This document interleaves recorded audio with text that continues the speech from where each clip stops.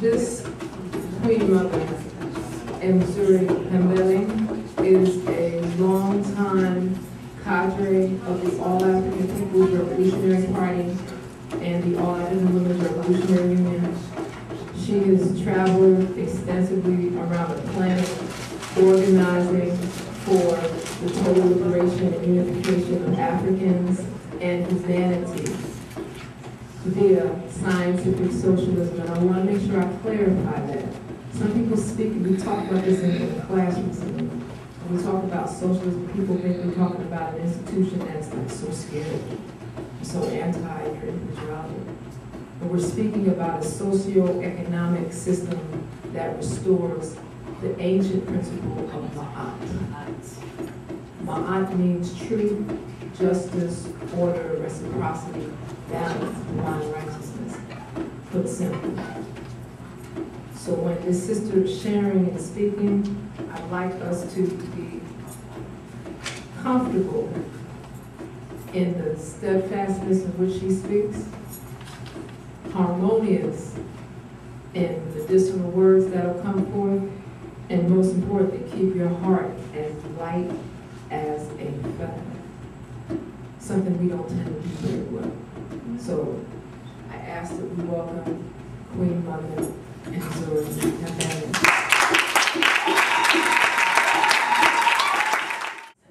Yes, because brothers and sisters, everyone has said everything that needs to be heard tonight.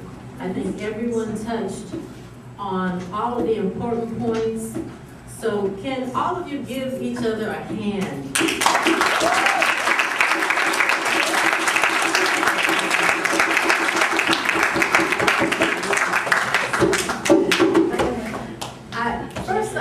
First, I want to thank all of you for participating in African Liberation Day activities. And Brother was so right in terms of talking about a day, because if we realize all that African people have gone through, we should be doing this if we were really serious about our freedom every day.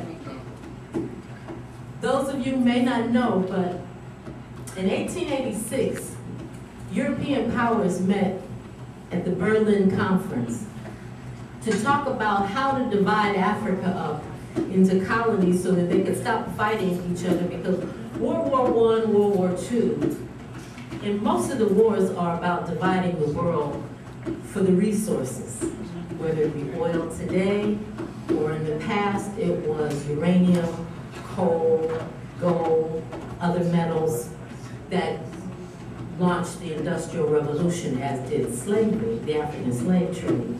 But these Europeans met for 75 days in a conference to discuss dividing Africa and dividing African people. African people make it a difficult task to come to African Liberation Day for one day. So how serious are we about our liberation? We have to really look at this issue very seriously. Now, one of the things that I've been doing for the last several years is working a lot with the youth and building what we are calling the All-African Youth Movement. And I'm learning so much from the youth, just as I learned tonight. And I hope somebody videotaped this, because I didn't have a chance to take the notes. And these notes are really. But there's a brother who I've been working with, and this brother is 24 and phenomenal. His name is Ice Life, and he's a hip-hop artist, a playwright. His play actually is he wrote this he's got a CD out called Pistols and Prayers right now. And he was asked to write it into a play, and it sold out the Berkeley Repertory Theater in Northern California, sold it out for the weekend. This brother is so profound at 24. One of the things he told me this little story. He said when he was about 17, He was at the Oakland Coliseum, and of course, I live in California, so Oakland, Los Angeles, that's, it's just, that's my turf, as we call it. And so I also grew up in Oaktown, so he was talking about Oakland Coliseum, they were going to see Young Jeezy. And I don't know if the old folks know who Young Jeezy is, but I have a 24-year-old. He was at the concert, and he said that night, and this was several years ago, and Oakland is a rough town, okay?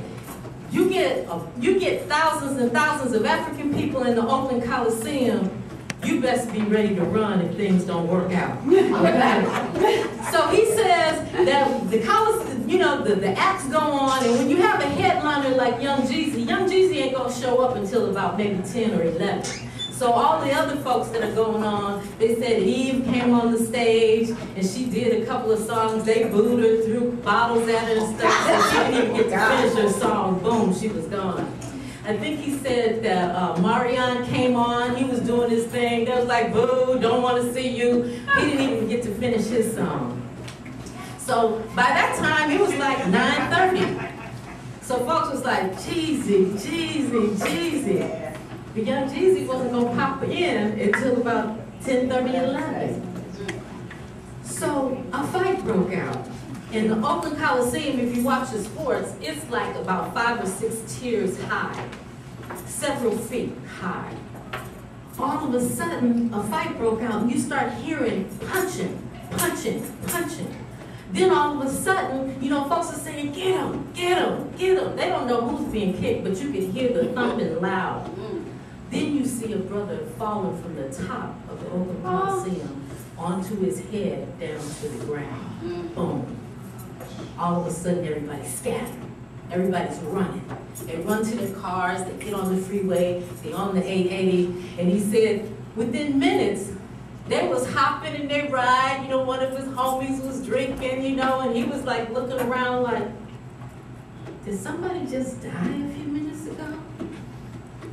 Am I that immune to violence as a 17 or 18-year-old where I don't even realize a brother just got thrown off the Oakland Coliseum 6th tier and his head busted open and everybody's business as usual?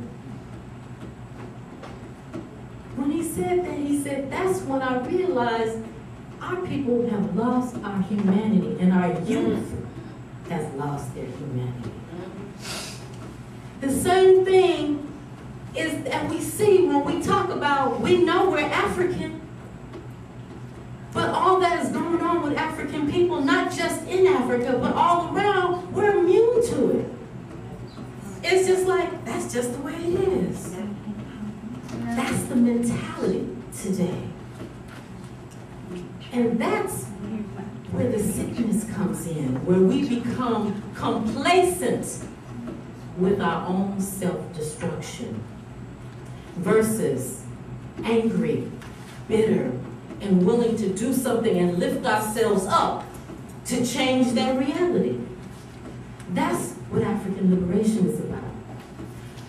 No matter what you call it, the idea that brothers and sisters came together from 1900, 1915, 1923, 1945, and had these Pan-African Congresses. And each time they had these conferences, more and more Africans were coming together to talk about what we're going to do about our freedom, what we're going to do about our freedom.